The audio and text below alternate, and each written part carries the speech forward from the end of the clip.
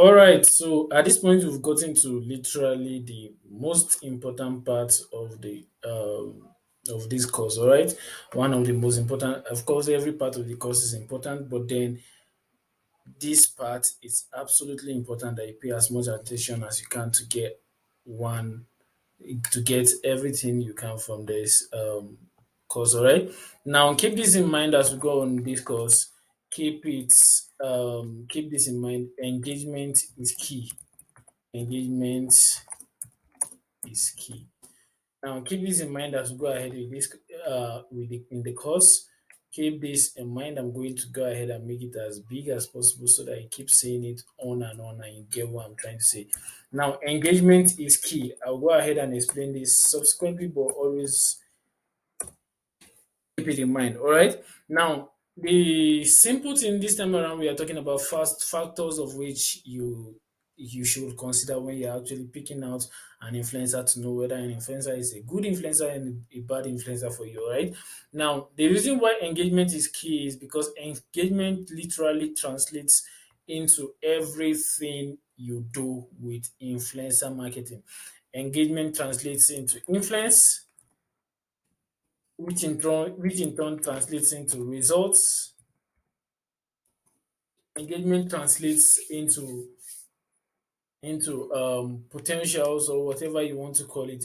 Literally everything your the success or the failure of your Instagram influencer campaign has to do with how much engagement the follower is able to generate. Now, engagement is simply what you are going to be used to calculate how much influence the influencer actually has, how much influence the influencer actually has.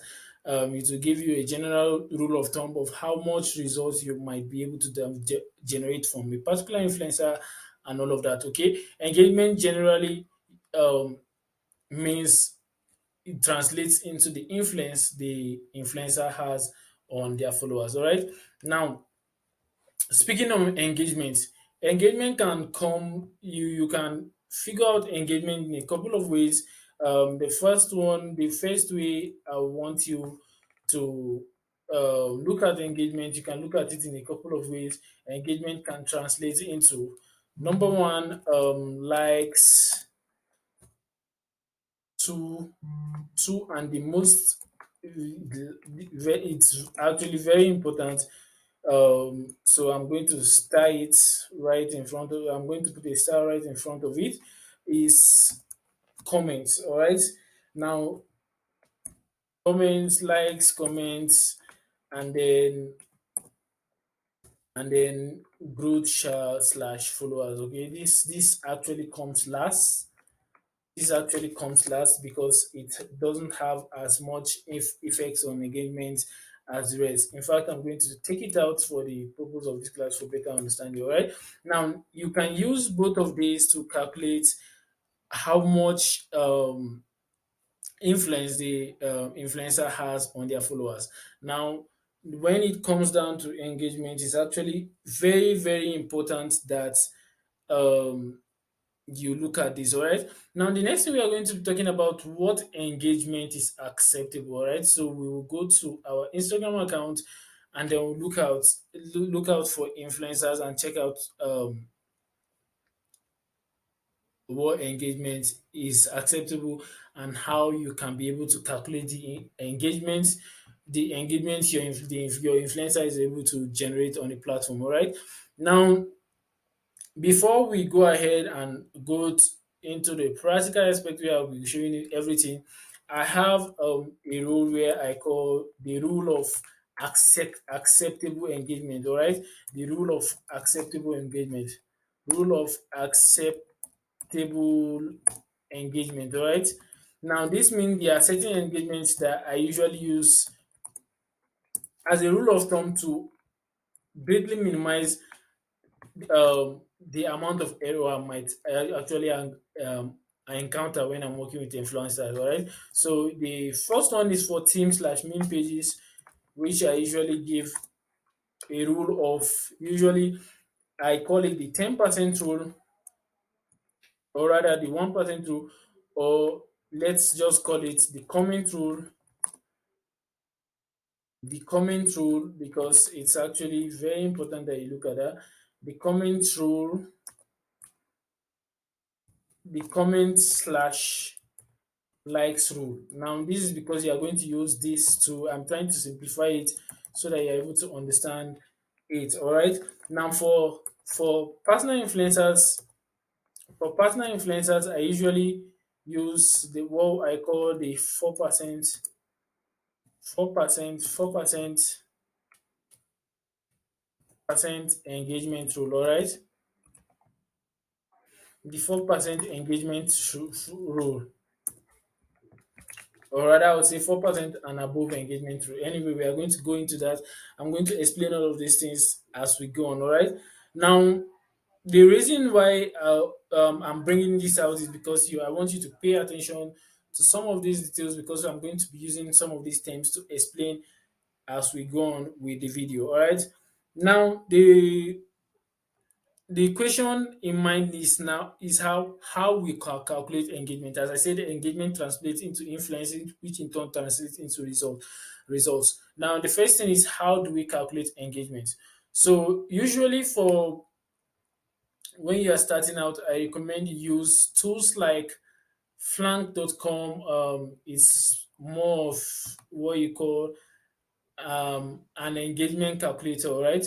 So you can search out tools like flank.com on Google.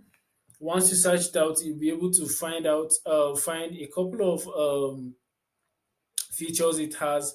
The one of which I recommend is the Flank social media Instagram engagement calculator. It's pretty reliable compared to other engagement apps I've tried in the past. So I'm just going to go ahead and search it on Google rather, so that I can get a direct link to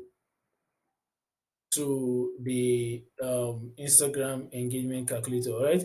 So it's actually very simple to use this tool actually. So give me a minute and I'll get it up. All right. So back to what we are discussing. As I said, the engagement calculator, all right? So it's usually a paid app, but then they give you a couple of trials for the free version. You can actually try it out and all of that.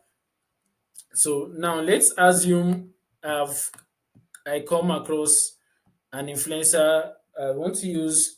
Now let's start with the 4% influencer rule. All right, we are going to start with our 4% influencer rule. That means we are looking for now. This comes down to personal influencers. All right, now I've come up with the different rules for both personal influencers and teams last minute pages, because I figured the results that I derive from both of these different pages are usually different. All right. So you go with the partner influencer, you get their username, and then you come here to your engagement calculator, and you simply put in the username in the engagement calculator to get to check how much engagements they've been able to develop on this generate on this platform. All right. So this will be our first trial. We'll go ahead and search this influencer, and then we'll see how much engagement is able to generate on this platform. Usually, when it comes down to personal influencers, I usually keep it around 4% engagement and above. All right. 4% engagement and above. Having an engagement of around 4% and above is a good engagement for me. Is something I can actually work with. Now, when it boils down to personal influencers, I usually keep it within this engagement, because usually when personal influencers tend to grow a lot, their engagement usually drop off. All right, so it's usually very important that you actually look out for some of this when you are working with the personal influencer. All right, so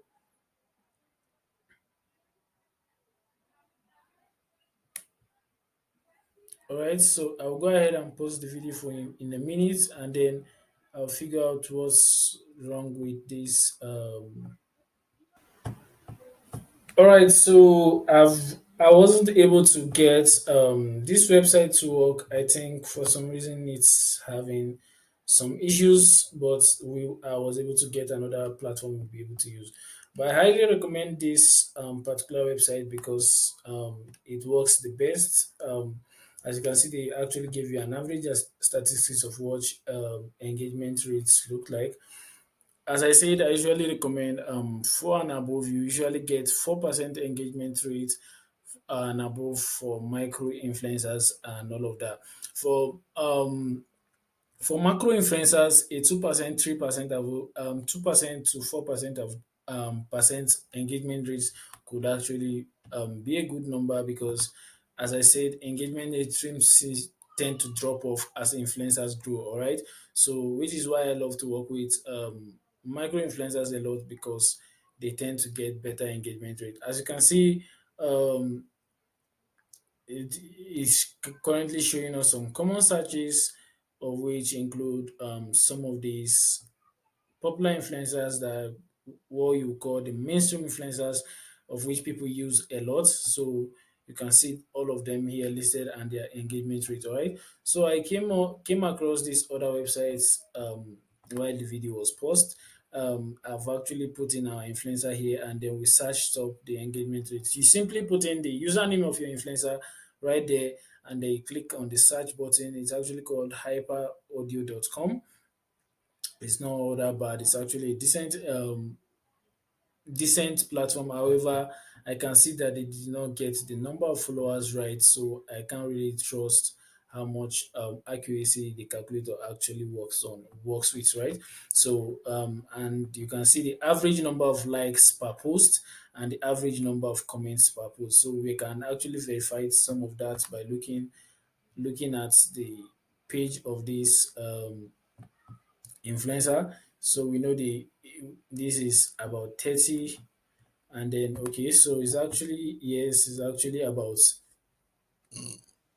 1,500 comments on an average, and then yes, it's within the range of 22 comments per post if you look at it because of the average. So I'm actually going through the post and I'm actually excluding the reels because reels usually have a lot more reach because of the way it's built in the algorithm. So I'll be excluding it to post alone. All right. So it's actually pretty decent, not as accurate as flanks.com.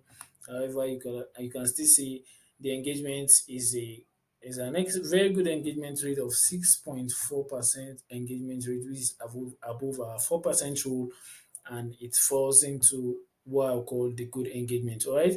So this is actually a good way to calculate the is well in fact it's the easiest way to calculate the engagement rate of the influencer you're actually looking out for. You simply get their username and get a reliable engagement calculator and use it. Now this is actually a free engagement tool, so it might not actually give you the accurate data, perhaps because you're actually using the free version, where you can actually pay for it over time if you find them reliable. All right. So as I said, usually I recommend the flanks.com, but right now it wasn't able to work for us as we are using it in this video. All right. Now that's the easiest way to calculate engagement for personal influencers. All right. Now another way you can simply do this, you can just go on ju- by hovering over the post. Now it's easier on the desktop version because you can actually see it without clicking the post. I just go ahead. You can also do this on your phone, of course. I just go ahead and look out and see how many comments he gets on an average per post and likes, and then what kind of post he does that gets the best comments and the best like, and that's what I'll be looking out for. All right.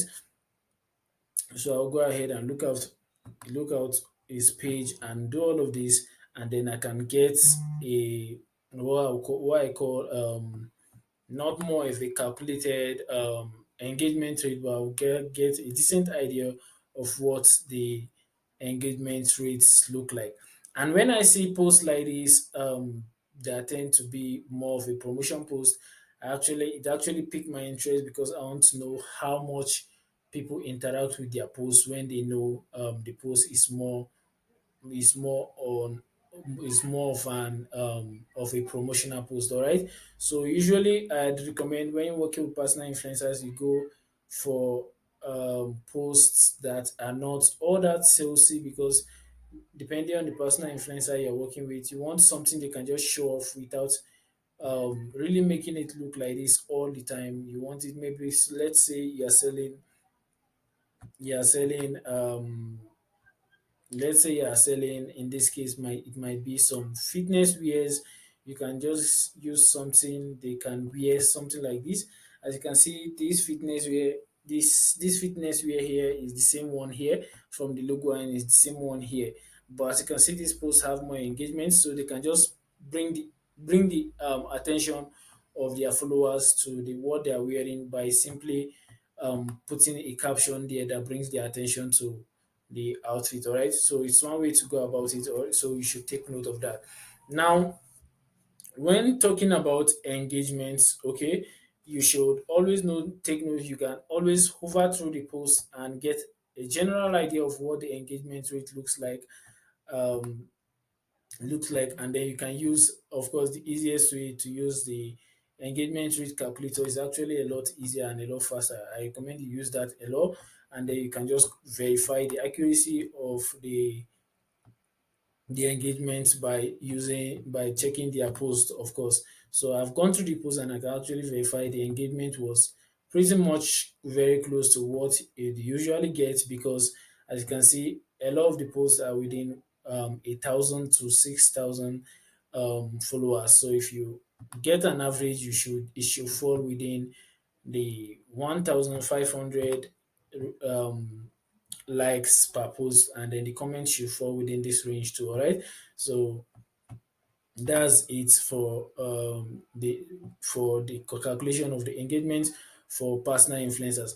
Now, when it gets to team slash main page, there's a more complicated rule. It's actually simple, but then it's a lot more complicated than the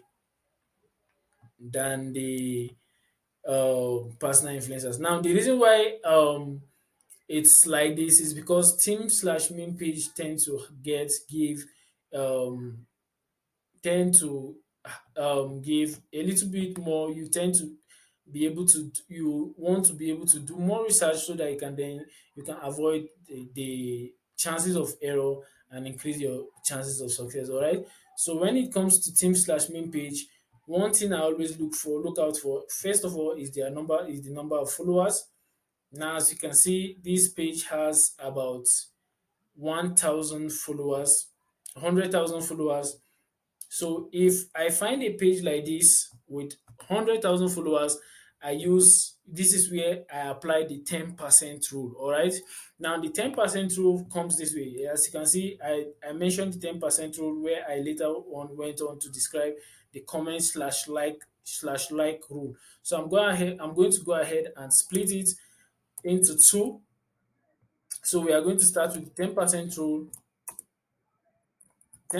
rule, and then the comment slash likes rule. All right, 10% rule, and then the comment slash like rule. Now, the reason why I'm splitting it, you go ahead and you understand it in a minute. Now, when I look at a page like this with about 100,000 followers, I want to see them get when I see a meme page with about 100,000 followers, I want to see them getting at least 10,000 likes per post. All right. Now, this is because there are a lot of fake meme pages, meme team slash meme pages, of which I will explain in subsequent videos. But then I want to get an average of 10,000 followers per post. Now, the truth is, I wouldn't work with a team page like this. As you can see, they have 100,000 followers, and then they are having only about 1,000.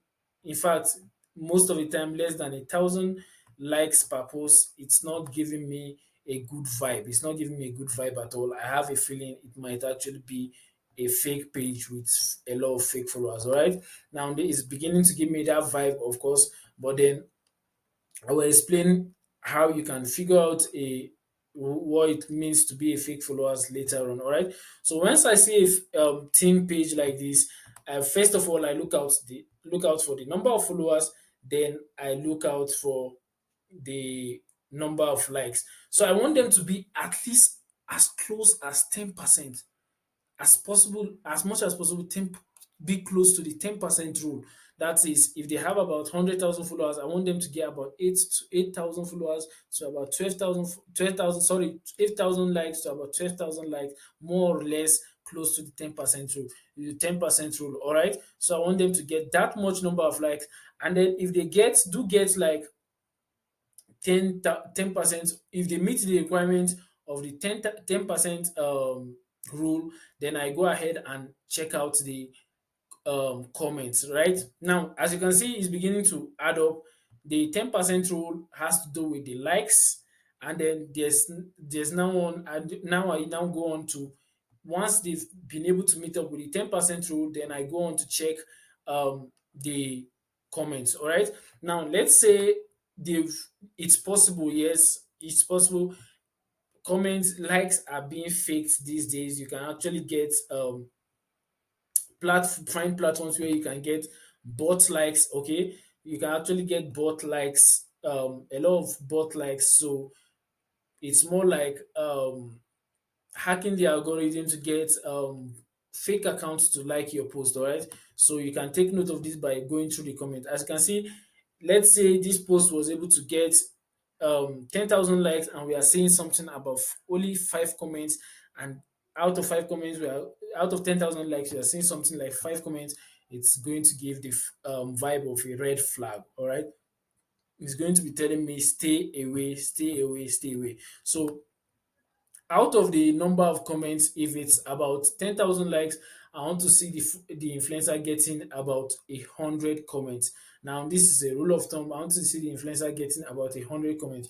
Usually, I want to find influencers getting at least 100 comments per post when it comes to team page. All right. So if it's as you can see, this is a good example of what I'm trying to say.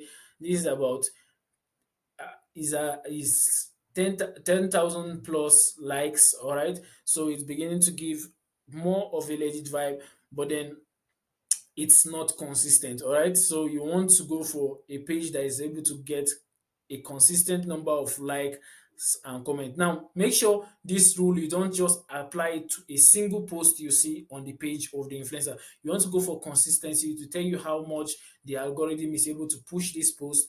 Because the way one thing I've noticed is um Instagram algorithm actually works in a particular way that even if you are not amongst those that the algorithm is currently favoring, let's say if you're able to get on a normal day with good posts, if you're able to get 10K likes per post, most of your posts will be going with that, with consistent posting and all of that. You should be getting around that average. All right, as you can see, this is about 10,000 plus likes, and then it's about 53 comments. All right, usually I want to look out for 100 comments, but this is beginning to look good.